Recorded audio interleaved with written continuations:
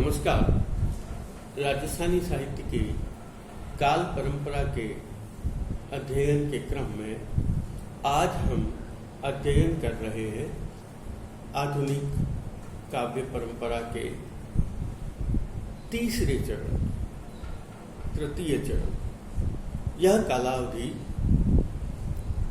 प्रथम चरण 1850 से लेकर 1920, 1920 से लेकर 1947 जो स्वतंत्रता प्राप्ति के पश्चात तक का काल था, और यह जो तृतीय चरण है जो 1947 से प्रारंभ होता है और जो आज दिन तक गतिमान है, दूसरे रूप में इसको स्वातंत्र्योत्तर राजस्थानी काव्य का भी नाम दिया गया है।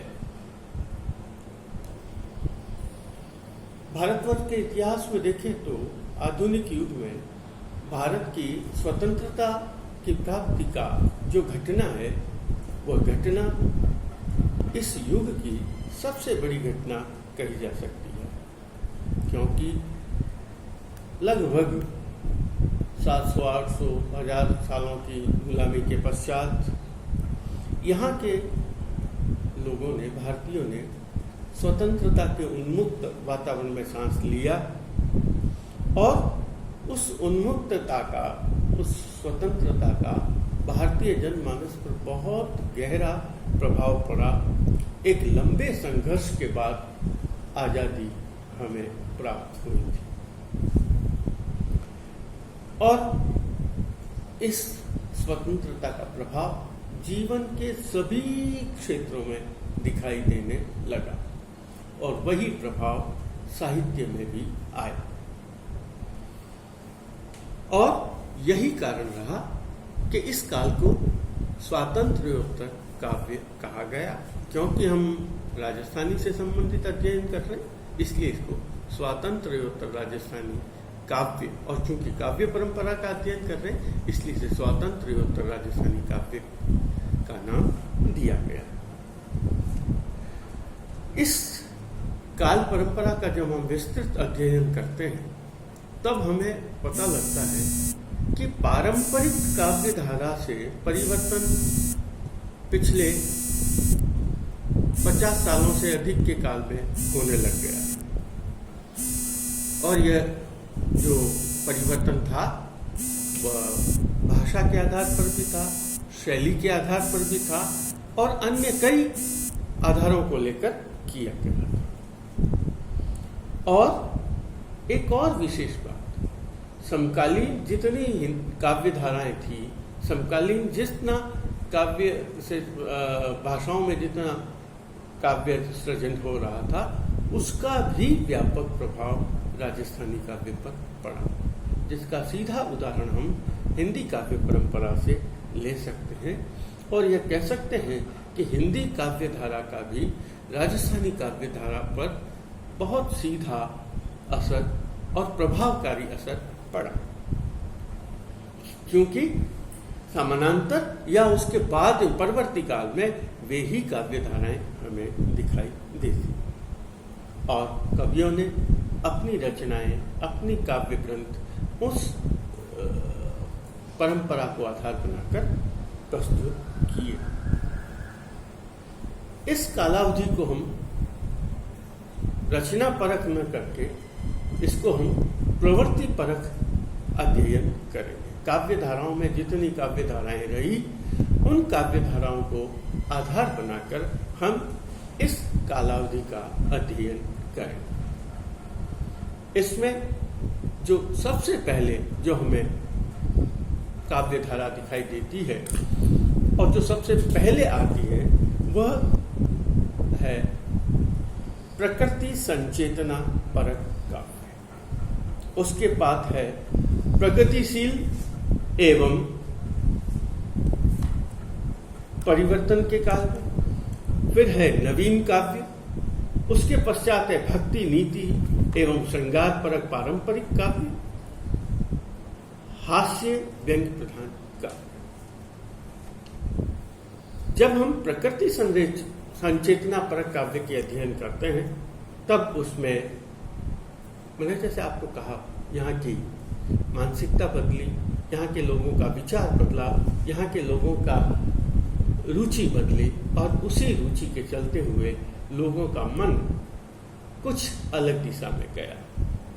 वो प्रकृति के नजदीक गए, झरने, नदियाँ, गुनगुनाते हुए भंवरे, फूल, पत्तियाँ, बहता हुआ पानी, चमकते हुए पहाड़, उड़ते हुए पक्षी, इन सभी ने मानव के मन को प्रभावित किया और एक विचारधारा ऐसी आई या एक ऐसी काव्यधारा आई जिसने मानव मन की जितनी अनुभूतियां थी, जितने मानव मन की भावनाएं थी, उन अनुभूतियों को प्रकृति के माध्यम से अभिव्यक्त किया जाने लगा और इसे प्रकृति संचेतना परक काव्य का हम नाम देते। स्वतंत्रता से प्राप्ति से थोड़ा समय पूर्व ही वहाँ यह काव्यधारा का प्रणयन होने लग गया था। जब हम व्यापक रूप में हिंदी में देखते हैं तो महादेवी वर्मा, प्रसाद, पंत और निराला, इन्होंने जो रहस्यवाद, प्रकृतिवाद का उदाहरण दिया था, छायावाद का जो प्रणयन किया था, उसका सीधा प्रभाव यहाँ के कवियों के ऊपर भी पड़ा।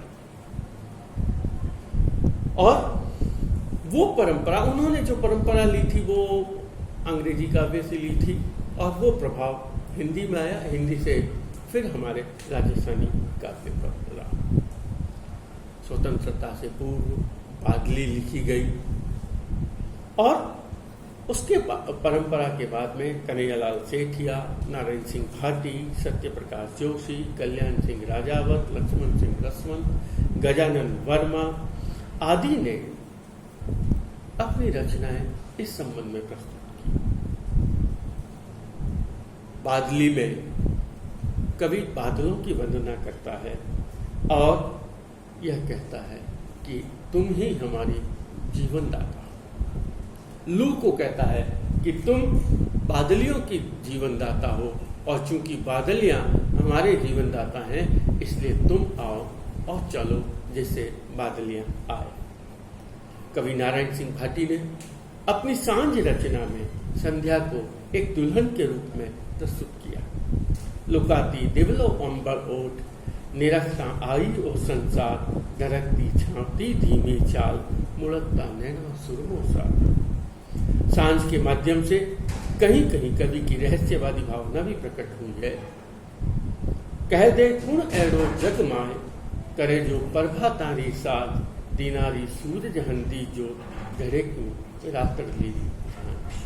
रहस्यवादी परंपरा की जब हम बात करते हैं इसी के संबंध में, तो मनोज शर्मा की गजमोती और रसधारा हमें इस प्रकार की रचना दिखाई देती है। वे लिखते हैं, बूंदा की वाणी में गावे, सावन झड़ी लगावे, धरती अंबर दोनों मिलकर मन के बात बजावे।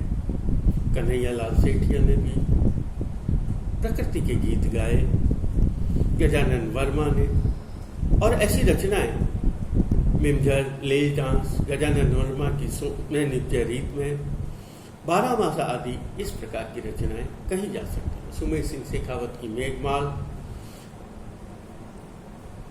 मेघराज मुकुल, नानूराम संस्कर्ता, रघुराज सिंह हाडा, किशोर कल्पना कांत, करनीदान बारट, मदन गोपाल शर्मा आदि ऐसे कवि हैं जिन्होंने इस क्रम की रचनाएं लिखी। इसके आगे हम बात करते हैं प्रगतिशील एवं आदर्श, प्रगतिशील एवं यथार्थवादी का।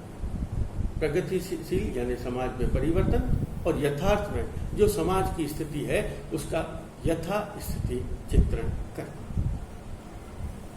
यह काव्य धारा इसलिए महत्वपूर्ण हो जाती है क्योंकि साहित्य और समाज का बहुत गहरा संबंध रहा है, और समाज में जो परिवर्तन होता है उस परिवर्तन को लाने का श्रेय साहित्य को दिया जाता है, और जो परिवर्तन दिखाई देता है साहित्य उसका चित्रण भी करता है। ये एक दूसरे के पूरक हैं, और इस प्रकार की जो विचारधारा थी बहुत पहले ही प्रारंभ हो चुकी थी, जिसके प्रारंभ भी आधुनिक काल के शुरुआत में जिसकी गूंज हमें सुनाई दी, जिसकी हमने उस परंपरा के अध्ययन के समय बात करी थी, जिसमें बांकीदास, उमरदान लालस, गणेश लाल व्यास उस्ताद, रामनाथ कविया आदि इस प्रकार के कवियों को हम ले सकते हैं। इस काल के महत्वपूर्ण कवि के रूप में रेवतदान चारण का भी महत्वपूर्ण स्थान है, जिन्होंने मानखे को चेतन बनाने के लिए चेत मानखा का सृजन किया। वो कहते हैं, चेत मानखा चेत जमानो चेतन रोवा। इसी क्रम में वो संघर्ष के लिए भी प्रेरित करते हैं और वो लिखते हैं, ए मैल झुकेनी नीवा बिन बाती बिन दीप बड़े कोनी गण मूंगा मोती मत ढुलका रोया रुजगार मिले को। कवि खेमराज प्रदीप, मनुज देपावत आदि रचनाकारों में भी इस प्रकार के गूंज सुनाई देती है। मनुज देपावत तो कहते हैं, उठखोल उनिंदी आखड़ियां नैनारी मीठी नींद तोड़, ए रात नहीं अब दिन उग्यो सपनारो ढूंढो मोह छोड़, अब दिन आवेला एक इसो दोरारी धरती धूजेला, ए सदा पंथरा सेवक अब आज मिनट ने पूजेला, अब ए सदा पंथरा सेवक अब आज मिनट ने पूजेला। रामनाथ व्यास परिकर, रामेश्वर दयाल श्रीमाली, वेद व्यास, श्याम महर्षि, पारस बरोड़ा, भंवर सिंह सामोद, मोहम्मद सद्दीक, विनोद सोमानी हंस, हरिवल्लभ हरी, ओंकार पारीक, चेतन स्वामी, मोहन आलोक, नंद भारद्वाज, ज्योति आयदान सिंह भारती, इस क्रम के इतने कवि हैं जिन्होंने इस परिवर्तन की विचारधारा को लेकर आए, जिसे हम प्रगतिशील विचारधारा कह सकते हैं। इसी क्रम में एक और काव्य परंपरा आई, जिसे नवीन काव्य। नवीन काव्य का मतलब है जो नवीन विचारों को लेकर आई, समाज में एक दूसरे तरह का विचार जो किसी बंधन से बंधी हुई नहीं और सीधे रूप में मानव मन से जुड़ी हुई थी, इस प्रकार की काव्य धारा को लेकर आए। और उसने ये सोचा कि जो मनुष्य है उसको सबसे ज्यादा यदि प्रेरणा दे सकता है तो काव्य दे सकता है, और यही काव्य अपने नवीन स्वरूप में जब सामने आएगा तो परिवर्तित युग में वह मानव को सबसे ज्यादा प्रेरित कर सकता है। इसमें मानवतावादी दृष्टिकोण को बहुत अच्छी तरीके से स्वीकार किया गया था और इसे मानववाद भी कहा गया है। यहाँ मानववाद से अभिप्राय मानवता की रक्षा करना। यहाँ कवियों का मानना रहा कि समाज में सब परिवर्तन हो सकता है, लेकिन यदि मनुष्य के मन का, मनुष्य के भावों का यदि विकास नहीं होगा, यदि उसके विचारों की, उसके भावनाओं की रक्षा नहीं होगी, उसके जीवन की रक्षा नहीं होगी, तो यह विकास बिल्कुल अधूरा और अपूर्ण रहेगा। आधुनिक काल की इस कड़ी में सन 1960 के पश्चात, 60 दशक के पश्चात इस प्रकार का विचारधारा का प्रणयन होने लगा, और सबसे पहली हमारे सामने जो रचना आई वह सत्य प्रकाश जोशी की राधा थी, जिसने विश्व युद्धों के त्रासदी को देखा, जिसने विभिन्न युद्धों के त्रासदी को देखा और मानवता का संदेश दिया कि हमें युद्ध से विरत हो जाना चाहिए। यदि हम युद्ध करेंगे तो यह मानवता समाप्त हो जाएगी, और राधा के माध्यम से वो भगवान श्री कृष्ण को प्रेरणा देती है, हे भगवान श्री कृष्ण, हे कृष्ण, तुम युद्ध मत करो, तुम्हारी फौजों को युद्ध में मत भेजो। वो कहती है, मनरा मीत कान्हा रे, जग में जो मंडग्यो घमसान तो, भाई पर भाई करसी वार, आपस में लड़सी मरसी मान। इसीलिए मुर्जा हो जाने पाछी वोट। इसके आगे वह यह कहता है कि इस सृष्टि में निर्माण का क्रम खत्म हो जाएगा, सृजन का क्रम खत्म हो जाएगा। इस संसार की जितनी सुंदरता है वह सुंदरता इन युद्धों से समाप्त हो जाएगी। समाज में केवल विधवाएं रह जाएंगे या बालक रह जाएंगे, उनका पालन पोषण करने वाला कोई भी नहीं रहेगा। इसी क्रम की एक और रचना आती है जिसे हम गिरधारी सिंह परियार की मानखो कह सकते हैं। और वो कहता है मानखो में कि हम अधिकार प्राप्ति के लिए संघर्ष करते हैं, लेकिन अधिकार हमें संघर्ष करने से नहीं मिलते हैं, अधिकार हमारे को युद्ध करने से नहीं। वे कहते हैं अधिकार मान के रो निर्णय इन रोड़ा सु कद ताई खुश। इसी क्रम में रामनाथ व्यास परिकर की रचना भी महत्वपूर्ण है, जो मनुष्य को मनुष्य बना रहने की ही प्रेरणा देते हैं। वो कहते हैं मनुज मारा भाई ला तू पाछो जन्म धार ले, देवता घना है अठे मिनखा रोहे धार। ऐसी क्रम में और भी दोहरी मानसिकता आई, विचित्रता की मानसिकता आई, और उन मानसिकता को लोगों का दोहरा मापदंड आ गया, जीवन के दोहराव आ गया। इसलिए इसी बात को समझाते हुए कवि कन्हैयालाल सेठिया ने अपनी लीलकांत कविता में एक कविता लिखी। वह लिखते हैं देख रहा हो जको बहलो चेहरो थे ओ कोनी मारो, जे चलियो जाऊं ई चेहरे सुघरा, समझ सी कोई ओपरो भारी लुगाई पाड़ोसी। इन कवियों के क्रम में डॉक्टर नरेंद्र भानावत, सांवर दैया, मोहन आलोक, लक्ष्मी नारायण रंगा आदि कवियों की काव्य संग्रह को भी हम ले सकते हैं। इस परिवर्तन के युग में एक पारंपरिक काव्य धारा भी प्रचलित थी, जिसमें वीरता का भाव था, भक्ति का भाव था, नीति परकता थी और पारंपरिक काव्य चेतना भी थी।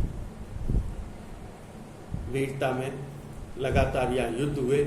उन युद्धों में जिन वीर नायकों ने अपने जीवन को न्योछावर किया था, उनकी प्रशस्ति में रचनाएं लिखी गई। प्राचीन जो आदर्श नायक रहे, उनकी भी रचनाएं लिखी गई, जिससे आने वाली पीढ़ियां उनसे प्रेरणा ग्रहण कर सकें। बाबूजी के चरित्र बनाकर भी मुकुंद सिंह ने बाबूजी की वेली लिखी, राव अमर सिंह की वेली लिखी गई। पीरू सिंह, जिसने बहुत लंबा संघर्ष किया था, उस पीरू सिंह के जीवन के आधार पर भी रचनाएं लिखी गई।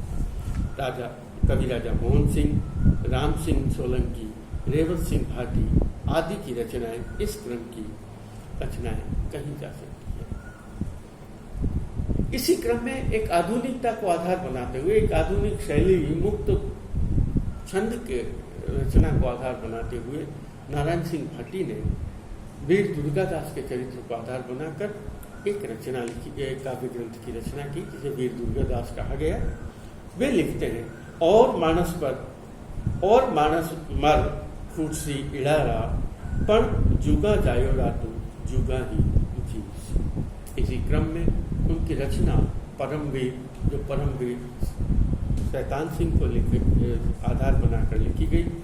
इसी क्रम में सवाई सिंह धमोरा, भंवर सिंह भामोर, सामोर, गिरधारी सिंह परियार, नानू राम संस्कृता आदि की भी रचनाएं हमें देखने में आती हैं। इसी क्रम में भक्ति को आधार बनाकर भी रचनाएं लिखी गई। भगवान राम, भगवान श्री कृष्ण, हनुमान, रामदेव जी, बाबा रामदेव को आधार बनाकर भी अनेक रचनाएं लिखी गई। इसमें राम कथा, रामदूत, मरुमयंक और द्वारका आदि रचनाएं प्रमुख हैं।